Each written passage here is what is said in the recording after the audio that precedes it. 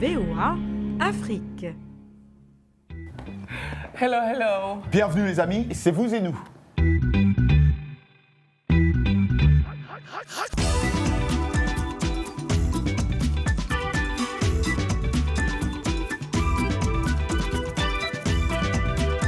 Et cette semaine, le pays a évolué au rythme d'une fête au moins aussi importante que Noël, hein, Roger. Thanksgiving, en français, la fête de l'action de grâce. Exactement. C'est chaque année outre-Atlantique, le 4e jeudi de novembre, que les Américains se retrouvent en famille et célèbrent la découverte de l'Amérique par les pères fondateurs. Cette réunion donne lieu à un repas traditionnel composé de dinde, de mashed potatoes, de maïs et de gâteaux au potiron. La fameuse turkey. Exactement. Bon, cette fête est très importante pour les Américains, mais de nombreux Amérindiens la vivent bien plus douloureusement, bien évidemment, puisque cette même date rappelle l'heure des possessions. Mais ce qui me paraît intéressant dans cette fête, c'est que l'idée de prendre une journée pour exprimer de la reconnaissance pour tout ce que l'on a, c'est à copier. Vraiment, j'aime l'idée. En tout cas, Thanksgiving est une journée très importante du calendrier ici au States. Yes, c'est important aussi. Notre sommaire aujourd'hui, des femmes qui luttent contre le braconnage. Tout ce que vous devez aussi savoir pour bien préparer votre stage grâce à la rubrique Pro. Une appli pour aider à dépister le cancer cervical des femmes. Mais on commence tout de suite avec des agents anti-braconnage, pas comme les autres, Roger. Pas comme les autres, exactement, Anna. Beaucoup de gens pensent que c'est un travail d'homme, mais ces jeunes femmes en tenue de camouflage verte et rongeur noir font partie de la Black Mamba Anti-Poaching Unit, ou unité anti-braconnage de Black Mamba. Elles marchent parmi les épaisses broussailles de la réserve de Baloulé, en bordure du célèbre parc national Kruger. Elles sont à la recherche des pièges et des traces de braconniers. Ce reportage nous en dit plus. La réserve naturelle Baloulé en Afrique du Sud, sa faune, sa flore et ses Black Mamba, la première unité sud-africaine exclusivement féminine de lutte contre le braconnage. Formée au combat, elle protège les rhinocéros efficacement. Avant l'arrivée des Black Mamba, nous avons perdu 90 rhinocéros en quelques mois. Ils tombaient comme des dominos. Depuis leur déploiement, il y a presque 3 ans, nous n'en avons perdu que 7. Craig Spencer a eu l'idée de cet escadron spécial et non armé. Les Mamba partagent leur temps entre les réserves et leur communauté. Jour et nuit, 7 jours sur 7, elles patrouillent sur les lieux de passage des braconniers et préviennent les unités armées quand elles en aperçoivent. Pas toujours très rassurant. Oui, parfois j'ai peur. Je me dis, et si je ne revenais pas de cette patrouille? Et si on tombait nez à nez avec des braconniers? Mais que faire? Ces animaux ont besoin de protection. Le braconnage, décuplé par le chômage galopant, est souvent le fait d'habitants de localités voisines. Les attaques de rhinocéros continuent donc, mais leur protection aussi. Vraiment, courage devrait être un mot féminin. Tu es d'accord? Non, je suis d'accord. Oh. Non, de ce côté-là, je suis d'accord. De ce côté-là, je ne suis pas content. Tu n'as rien à dire. Bon, avec nous pour continuer un peu sur ce sujet, Tatiana Mousseau. Bonjour Tatiana. Bonjour. Merci d'être là. Merci. Alors, vous rentrez à peine du continent, où vous aussi, vous avez suivi des unités anti-braconnage, et vous avez été notamment comme dans le même pays que les Black Mambas en Afrique du Sud. Alors, même métier, déploiement totalement différent, non?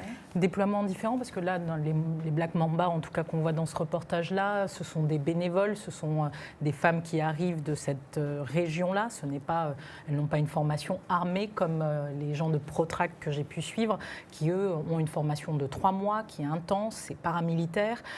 Ils apprennent à manier des armes, ce qui n'est pas le cas des Black Mamba. Mais la tâche est tout aussi difficile, aussi bien pour les femmes, parce qu'elles sont dans le bush, où il fait à peu près 40 degrés tous les jours, et elles ont affaire au même danger, notamment avec les rhinos ou les animaux sauvages qu'il peut y avoir. Oui, et puis autres animaux sauvages, peut-être les braconniers, qui ne se laissent pas attraper comme ça. Alors les braconniers ne se laissent pas attraper comme ça. Il faut savoir que Interpol en ce moment compte une liste de 139 personnes qui sont recherchées internationalement. C'est un crime organisé, le braconnage. C'est une mafia. C'est une mafia. Il faut savoir qu'il y a aujourd'hui 15 milliards de dollars. Ça représente 15 milliards de dollars. C'est en 4e position derrière le trafic de drogue, le trafic d'êtres humains. Donc ces Black Mamba, comme tous les autres anti-braconniers, sont face à des ennemis qui ne rigolent pas et qui tirent avec des armes lourdes.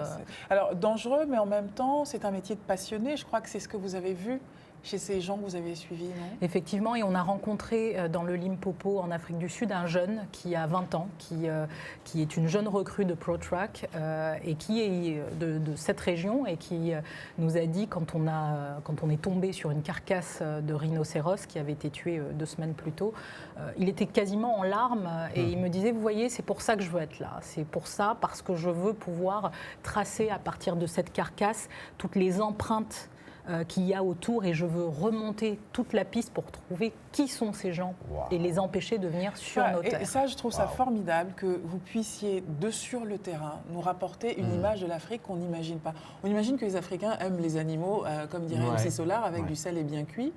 Et en réalité, il y a cet état d'esprit de protection de la faune et de la flore. Et en parlant même de ces femmes qui le font bénévolement. Merci beaucoup, Tatiana Mosso. Merci et la suite, il y a un reportage qui va arriver. On attend. On vous tiendra informé. Voilà, et maintenant, place à la rubrique pro avec Joël-Éric Missaoun.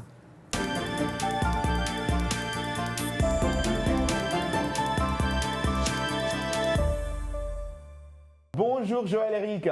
Bonjour Anastasie, bonjour Rosé. Hello, comment ça va? Très bien, et vous-même? Tu es devant un papier peint de la Tour Eiffel, c'est ça? Exactement. ça fait drôle de vous avoir en direct comme ça. Hein? Ah oui, moi aussi, hein. Je vous assure que je ne suis pas tout à fait serein, mais je crois que ça devrait aller. Mais si, parce qu'on va tout de suite attaquer avec quelque chose que tu maîtrises totalement, à savoir la sphère professionnelle. C'est vrai, mais habituellement, j'ai toute mon équipe autour de moi qui me rassure un peu. Et là, ils sont là en pensée, Alors, de quoi on parle aujourd'hui? Alors, aujourd'hui, on parle du stage. D'accord. On parle du stage en entreprise, quelque chose d'essentiel, à mon avis, dans le dispositif d'accès à l'emploi. Et je pense que c'est un sujet vraiment important. Alors, nous t'écoutons, nous sommes toutes oui. D'accord, très bien. Alors, comme je disais, aujourd'hui, nous allons parler du stage en entreprise. Stage en entreprise qui, à ce jour, est aussi difficile que d'obtenir un emploi. Les stagiaires, les jeunes en recherche de stage, en tout cas, ont beaucoup de mal à avoir accès, bien sûr, aux disponibilités, aux opportunités. Et le stage doit être quelque chose d'essentiel dans leur parcours. Aujourd'hui, beaucoup de pays ont compris que le stage était déjà la première découverte du monde de l'entreprise. Et on commence à avoir des stages quasiment en classe de 3e. Aujourd'hui, des jeunes de 3e vont pouvoir avoir accès à une entreprise, faire un stage de 3-4 jours, voire une semaine, et comprendre un petit peu comment fonctionne tel ou tel secteur d'activité. Alors Joël-Éric, ce que tu dis est chose d'essentiel. Joël-Éric, ce que tu dis là est vrai pour la France, mais est-ce que c'est vrai en Afrique? C'est complètement vrai en Afrique, en tout cas pour les écoles françaises.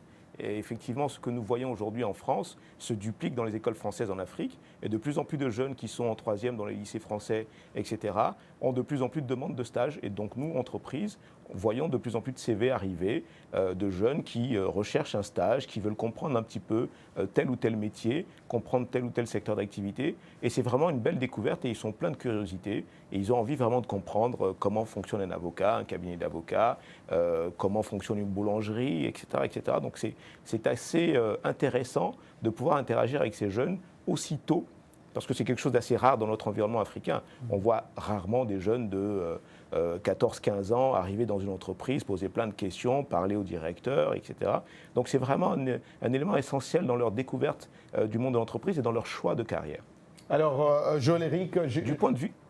je parle à beaucoup de jeunes en Afrique qui veulent bien aller faire leur stage en Europe ou en Amérique. Y a-t-il autant de jeunes aussi en France ou en Europe en général qui veulent aussi aller faire leur stage en Afrique? De plus en plus, effectivement. L'Afrique est de plus en plus montrée comme un environnement où la relation dans l'entreprise est beaucoup, j'allais dire, plus décomplexée. Quand on est dans une entreprise, et notamment un stagiaire, quand on a la chance de tomber dans une bonne entreprise, on peut très facilement avoir accès aux dirigeants parce que les cloisons sont peut-être moins nombreuses, moins importantes. Donc c'est vrai que l'environnement africain intéresse de plus en plus. On le voit surtout dans tout ce qui est VIE, quand je prends par exemple la France, où de plus en plus de jeunes diplômés vont avoir envie d'aller faire 6 mois dans une entreprise en Afrique parce qu'ils vont avoir le sentiment de découvrir quelque chose et on leur confie très facilement des responsabilités parce qu'ils viennent d'un environnement de formation qui est plutôt assez bien, assez bien formaté. Merci beaucoup, Joël-Éric. Merci pour votre temps. Merci beaucoup et profite bien de Paris. Essaie de passer par Washington pour nous rapporter, je ne sais pas, quelques macarons. Et puis quelques bananes pour la loco. Voilà. Merci. Joël-Éric. À bientôt. À bientôt. Bonne fin de journée. Je me demande si ça existe des macarons à la banane plantain. Et écoute, c'est Eric qui l'a dit. Joël-Éric. Non, il a parlé de banane plantain, moi j'ai parlé de macarons. Donc j'aimerais bien voir si tu nous entends, Joël-Éric, ça pourrait être pas mal d'essayer. Si vous pouviez être stagiaire dans l'entreprise de votre choix et de vos rêves, laquelle choisiriez-vous? C'est la question dans la foulée de la rubrique pro de Joël-Éric que nous vous avons posée. Et évidemment, comme toujours quand on vous pose des questions, vous vous êtes fait un plaisir de répondre. Et alors, on commence avec Faux Adjay Wilson qui nous dit « Moi, je ferais bien un stage dans les bureaux d'une présidence en Afrique afin de mieux cerner ce qui empêche les dirigeants africains de respecter la Constitution, le peuple, le nombre de mandats. » Waouh. OK. Et Nel Tartibou nous dit « Moi, je choisirais sans hésiter un stage chez Apple. » J'étais sûre qu'on tomberait sur... Et moi, je suis très content de dire ça. Mais bien sûr, évidemment. Pour l'environnement évolutif ou l'envie de bien faire... de bien faire... Habite Habite tous les employés. Tous les employés, voilà. Et ça, c'est très bien, parce que chez Apple, effectivement, il a raison qu'ils font ça. Et puis, il adore aussi, Nel adore aussi leurs produits et leur travail. Voilà, un fan de... Et tu sais que tu adores Apple aussi. Faut pas faire comme si tu n'aimes pas Apple. Non, tu sais que je ne suis pas du tout geek, moi. Et puis tu vas me dire, Roger, pour Christmas, pour Noël, tu m'achètes oui, mais ça, c'est ça. Tu veux faire des cadeaux à ta sœur, à ta petite sœur, ça c'est évident. On continue avec Nat Ferréol qui nous dit « J'ai pas de formation en journalisme, mais je choisirais une chaîne de télé. » Tiens donc. VOA Afrique, par exemple, pour animer une émission politique, un sujet qui me passionne. J'ai la langue légère, l'expression facile, je suis télégénique, élégant, éloquent. Non, lui, c'est bien se vendre, quoi. Mon tout tremble. Non, c'est fini, La relève arrive. Non, c'est fini. Attention. C'est juste parti. Attention. Out of the market. Et je sais très bien ce que les gens sont en train de se dire là en nous regardant. Ils disent, ouais, tu parles, c'est eux qui créent les Facebook. Allez sur notre page, sur VOA Afrique, allez sur la question, vous verrez que c'est exactement comme ça que s'exprime le téléspectateur. C'est vrai. Et c'est comme Kan MB nous dit « Je choisirais une entreprise de psychopathes afin de comprendre ce qui se passe derrière les politiques du monde. » Nous n'y sommes pour rien. C'est comme ça que vous vous exprimez. En tout cas, je peux même montrer. Je sais pas nous faisons, c'est le rôle d'un média. Nous transmettons ce que vous dites. Merci en tout cas pour vos, nombreuses réponses. Exactement. Merci à vous. Vous regardez Vous et Nous, que dire? Bravo, merci, gardez-nous votre attention, on se retrouve après la pause.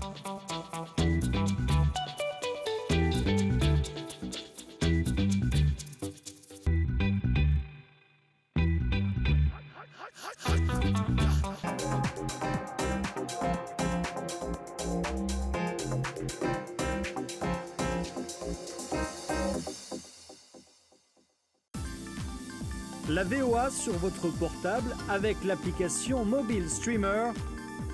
Écoutez nos programmes n'importe où, quand vous le voulez. C'est gratuit avec Internet. L'application est disponible sur iPhone ou Android. Ou alors, composez les numéros de téléphone suivants. VOA Afrique, 24 heures sur 24 sur votre portable.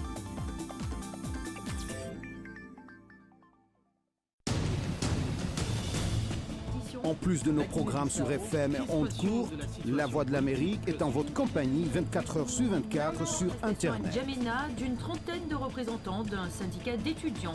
Notez notre nouvelle adresse voaafrique.com. Tous les derniers développements sur l'actualité africaine et mondiale. Reportages photos et vidéos et vos commentaires sur voaafrique.com. À tout de suite. Washington Forum, le décryptage hebdomadaire de l'actualité et des sujets qui vous touchent dans votre vie quotidienne. Débat en profondeur, interactif, allez au-delà de la nouvelle. Une perspective à partir de Washington sur des questions importantes. De Kinshasa à Abidjan, via d'autres capitales mondiales. Washington Forum. Washington Forum. Depuis Washington jusqu'à chez vous, en passant par d'autres parties de la planète, Washington Forum, votre rendez-vous sur la VOA.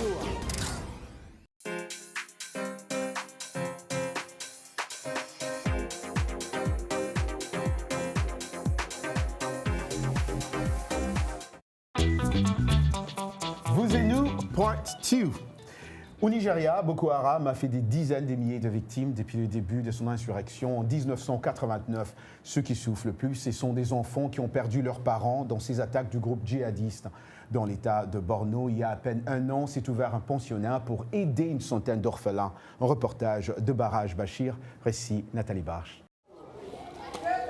L'orphelinat a été bâti par les gouvernements locaux de Kano et du Borno avec un seul objectif, sauver les enfants qui ont tout perdu. L'école accueille une centaine d'élèves de 5 à 8 ans, dont le plus âgé a 13 ans.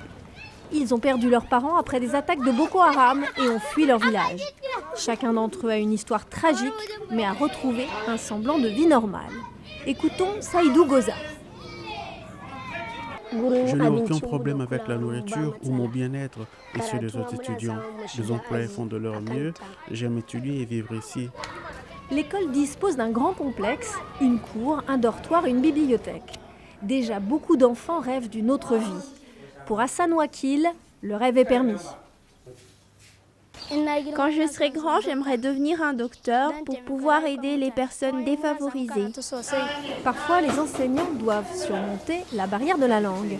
Malam Ousmane raconte. Au début, j'ai un étudiant qui comprend très peu la langue Haoussa. Alors je lui demande d'expliquer au reste des enfants de quoi on va parler. Petit à petit, je commence à communiquer avec les orphelins. Ce n'était pas facile au début, mais avec une détermination et un dévouement, je suis maintenant capable de communiquer et de les enseigner. Généralement, après la sieste, les enfants font la queue pour le déjeuner. Certains préfèrent manger seuls et d'autres en groupe. Mais la cuisinière, Agia Fati, est ravie puisqu'ils se régalent de la nourriture qu'elle prépare. Nous sommes 4 à cuisiner pour eux. Ils ne se sont jamais plaints de la pénurie ou du goût de la nourriture.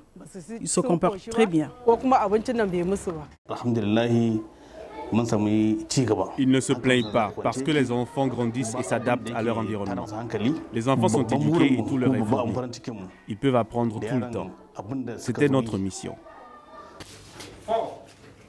Il reste cependant quelques défis à relever, dont le manque de personnel de soutien pour surveiller les enfants et beaucoup plus d'employés. Les responsables de l'école espèrent que les autorités vont certainement recruter plus de personnel dans un avenir proche.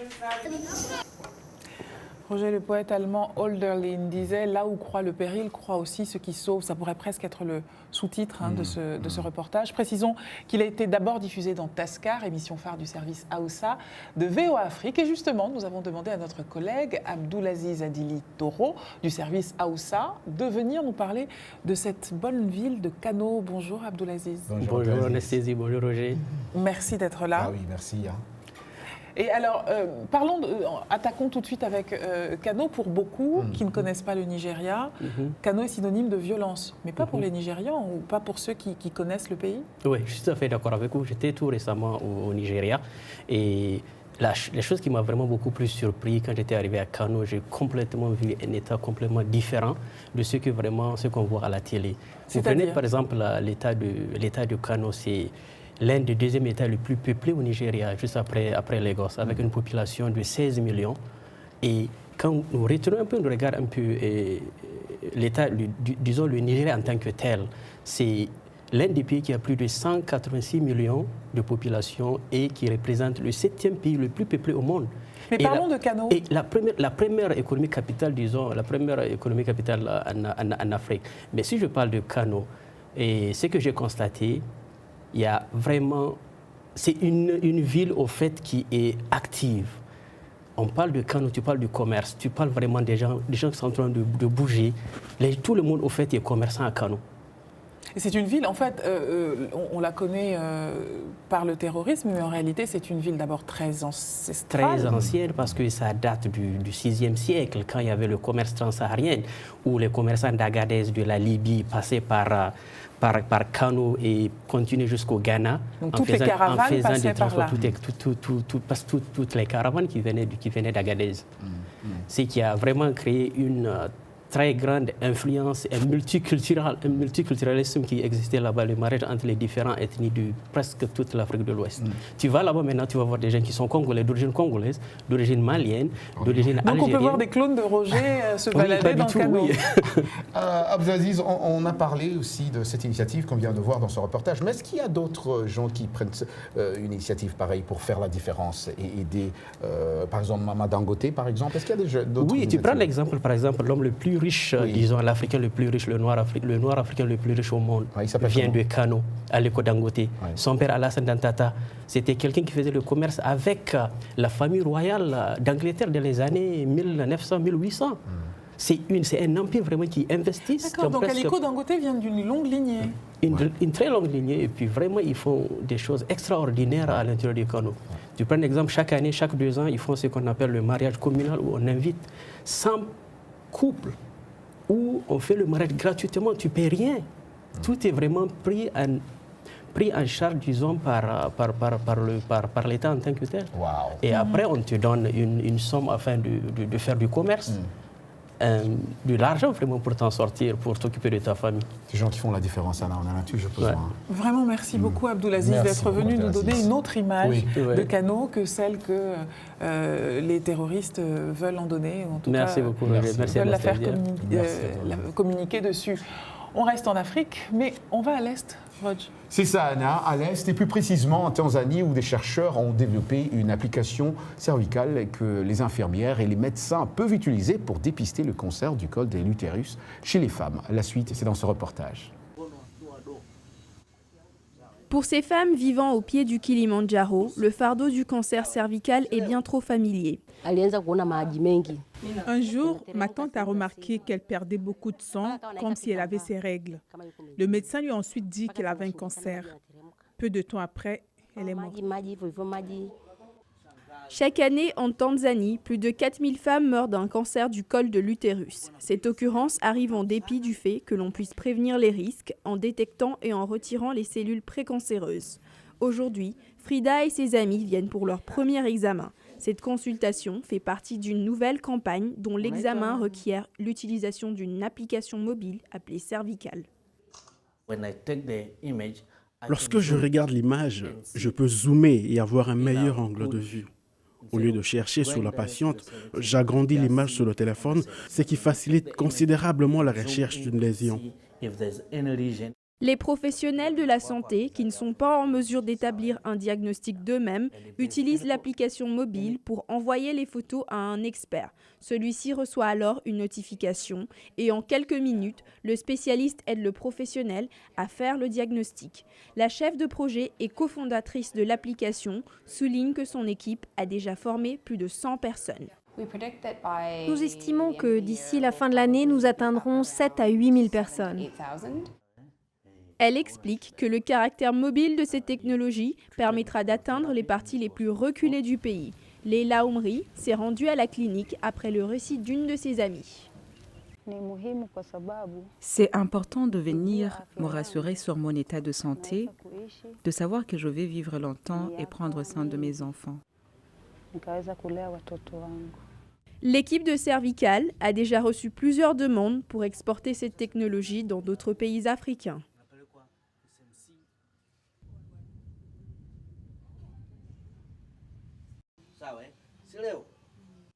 Le numérique au meilleur de son utilisation. Vraiment bravo. Ici aux États-Unis, on pourrait appeler ça une catharsis post-électorale. À New York, le mur d'une station de métro est couvert de petits papiers portant les messages de citoyens qui ne se reconnaissent pas dans le président Trump ni dans ses idées. Regardez. Après l'élection de Donald Trump, sur les quais du métro, de nombreux New-Yorkais faisaient grise mine, stupéfaits et désolés. Un ressenti qui s'est transformé en conversation, une conversation qui s'est poursuivie jusque sur les trottoirs. La station Union Square est devenue le théâtre de ce qu'on a appelé la métrothérapie, les New-Yorkais s'y retrouvent pour exprimer leur solidarité vis-à-vis des immigrés, des minorités ethniques et religieuses ou sexuelles, ce qui n'empêche pas le sentiment anti-Trump, encore très vif dans cette ville largement démocrate.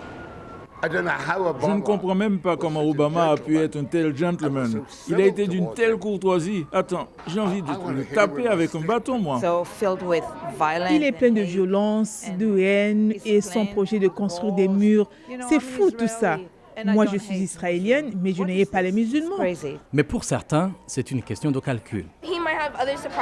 Il nous réserve peut-être d'autres surprises et je dois m'y préparer. Après tout, c'est sous sa présidence que je vais évoluer. Il est le président élu, que ça nous plaise ou pas. Mais en dehors de Manhattan, le ton n'est pas le même. À Staten Island, où Trump a recueilli 57% des voix, ici, les manifestations en réaction à son élection ont une autre résonance. Les membres de la congrégation Torah SMS, une communauté majoritairement juive russe, font quant à eux plus confiance à Donald Trump. J'ai écouté ses enfants et j'ai été très impressionné. Je crois qu'ils ont une certaine influence sur leur père, à moins que ce soit l'inverse. Cependant, le rabbin chef spirituel de la congrégation reconnaît qu'il doit souvent jouer les arbitres. Une expression dit de juif, trois opinions. La liberté d'expression est fondamentale pour lui et il espère que même en s'étant troublé, le pays, un peu à l'image de sa congrégation, saura se comporter civilement. Dieu merci, nous sommes en démocratie. Bien sûr, certains sont mécontents et peuvent protester, mais c'est ça la démocratie. Tout ce monde parlait donc d'unité, qu'il s'agisse de religion, de couleur de peau, de genre et de la responsabilité du nouveau président. Et écoute, Anna, si d'après eux, cela peut aider à faire passer la pilule, hein, une sorte de thérapie. I think good job for them. Tu n'as pas l'air convaincu du tout. Speak your Pourquoi mind. tu dois me poser cette question à la télé? Tu es convaincu? Bravo pour les amis. Bon, tu as de la chance, il faut déjà qu'on se tire. Faites ce que vous avez à faire. Ben oui. Il faut déjà qu'on parte. J'allais dire regarde. qu'on se tire, dis donc. Comment je parle aux États-Unis? Mais voilà. Merci à tous les téléspectateurs et ceux-là qui sont en train de nous suivre à Kigali, à Bujumbura et à Goma. Merci beaucoup à ceux qui nous suivent sur Canal+ et Vox Africa. N'oubliez pas de vous abonner sur nos réseaux sociaux. Twitter, c'est vous et nous tout attachés. Oui, Instagram, c'est hashtag vous et nous tout attaché. Snapchat, vous et nous tout attachés.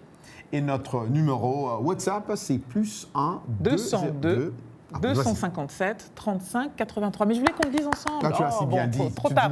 On a promis à 13h matin, donc on dirait au revoir rapidement. Et les amis, comme d'habitude on dit, rendez-vous la semaine prochaine.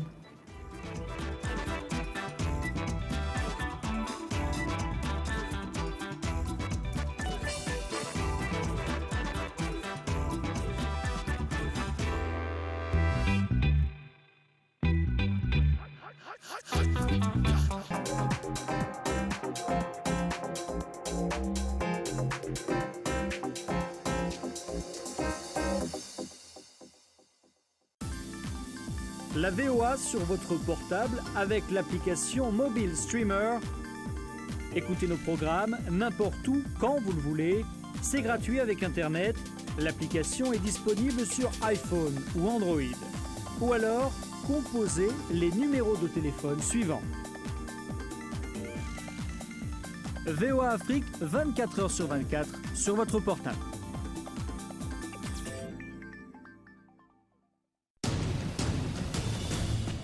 En plus de nos programmes sur FM et ondes courtes, La Voix de l'Amérique est en votre compagnie 24 h sur 24 sur Internet. Jamena, d'une trentaine de représentants d'un syndicat d'étudiants. Notez notre nouvelle adresse voaafrique.com. Tous les derniers développements sur l'actualité africaine et mondiale. Reportages photos et vidéos et vos commentaires sur voaafrique.com. À tout de suite. Washington Forum, le décryptage hebdomadaire de l'actualité et des sujets qui vous touchent dans votre vie quotidienne. Débat en profondeur, interactif, aller au-delà de la nouvelle. Une perspective à partir de Washington sur des questions importantes. De Kinshasa à Abidjan via d'autres capitales mondiales. Washington Forum. Washington Forum. Depuis Washington jusqu'à chez vous, en passant par d'autres parties de la planète, Washington Forum, votre rendez-vous sur la VOA.